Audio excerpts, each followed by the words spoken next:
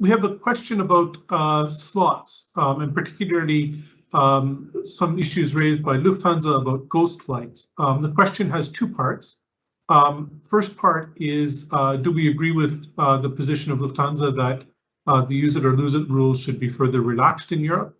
And the second part is, do you think the message about ghost flights has been somehow detrimental to the perception of the industry with respect to its environmental performance? So we do agree with Lufthansa. I think Carsten Spohr raised some very relevant issues in relation to slots. And I think if you look at what he said, he was particularly highlighting the fact that what we call the justified or justifiable non-use of slots isn't being evenly applied by slot regulators. So you can get a slot regulator at one end of the route. So if you're operating between two slot constrained airports, one slot coordinator will say, yes, I think you can use the JNUS, as we call it. The other end says, no, I don't agree, which forces you to operate because you have to have an agreement at both airports. And I think this is something that's created a lot of confusion within the market and has imposed additional restrictions. So the general concept of justified non-use of slots is good, but if it's not being evenly applied, it clearly has limited, if any, value. So I think he has highlighted some very important issues.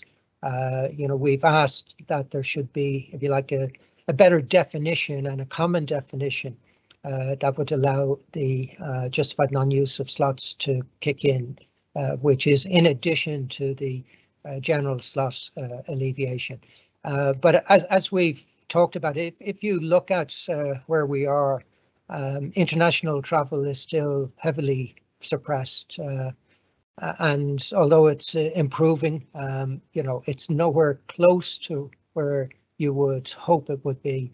So in 2021, it's less than 25%, 24.5% of where we were in 29. There's still a long way to go.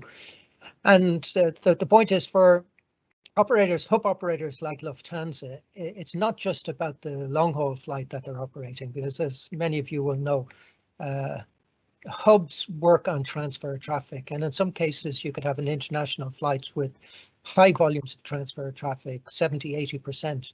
So the cancellation of the long haul flight doesn't just directly impact on that long haul flight, it can have a huge impact on the short haul traffic and flights that are feeding into the hub. And this isn't always recognized in the general slot rules, and clearly slots at hub airports are absolutely critical, because to be able to function efficiently as a hub, you have to be able to have coordination between arriving and departing flights. So I think Carsten was right to highlight this issue.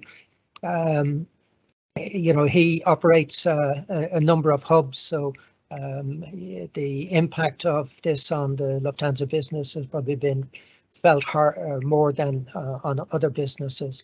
And he wasn't saying that he would be operating empty flights. So this concept, ghost flight, is a term that was developed years ago when I think there was some evidence of activity in the distant past. Certainly, I'm not aware, in my own experience, of airlines that I've worked with deliberately operating a completely empty flight just to maintain a slot. The point is that these flights will be operating with low volumes of passengers, and his argument is that if there was greater flexibility in the slot rules, then some of these flights would not be operated. There would be little or no inconvenience to the customer, because generally it would be for connecting passengers who wouldn't be taking the long haul flight because the long haul flight is cancelled. His argument, I think, has a lot of merit. And I think we need to look more closely at what's involved here, rather than just using simple blanket figures like 80%, 70%, 64%. Now, yes, Carsten was right to highlight it, and I think if there was an honest discussion around this, the data could be very interesting and may well lead to a different response from regulators.